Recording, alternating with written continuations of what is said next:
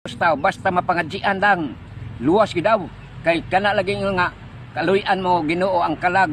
na netal pulano sa purgatorio luwason mo mga kahigalaan makaluluoy ginang buhata kamo na lang susiha din yung maayong balang kasulatan kana lang giingon sa Lucas kapitulo 20 45 paingon sa 47 na agi giingon diha nga kanang pangadji ug sila nagabuhat sa hatag-as nga mga pangadji unsay giingon sa Dios mahiaguman ra nila ang labi pa ka mabugat nga hukom sa silot. Kana dayang pagpangadji mga kahigalaan, supak yun sa kabubuton sa Dios. Nga naman,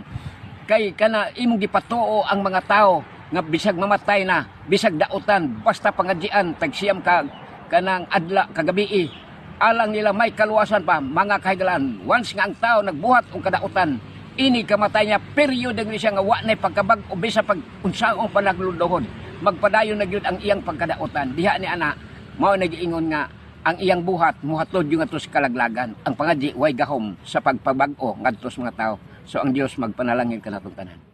basta kay makapangadji lang daw inig kamatay daw sa tao basta mapangadjian lang luwas gid daw kay kana lagi nga kaluyan mo Ginoo ang kalag na netal pulano sa purgatorio luwason mo mga kahigalaan makaluluoy ginang buhata kamo na lang susiha din yung maayong balang kasulatan kana lang giingon sa Lucas kapitulo 20 45 paingon sa 47 na agi giingon diha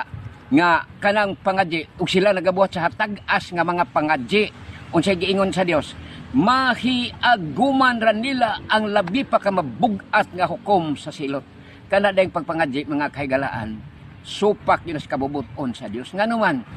kay kana imong gipatuo ang mga tao nga bisag mamatay na, bisag dautan, basta pangadjian, tagsiyam ka kanang adla kagabi alang nila may kaluwasan pa mga kahigalaan. Once nga ang tao nagbuhat og kadautan, ini kamatay niya period ni siya nga wa nay pagkabag o bisa pag unsaong panagludohon. Magpadayon na gyud ang iyang pagkadautan. Diha ni ana mao nagiingon nga ang iyang buhat muhatod yung atos kalaglagan. Ang pangadji way gahom sa pagpabag-o ngadto sa mga tao. So ang Dios magpanalangin kanatong tanan.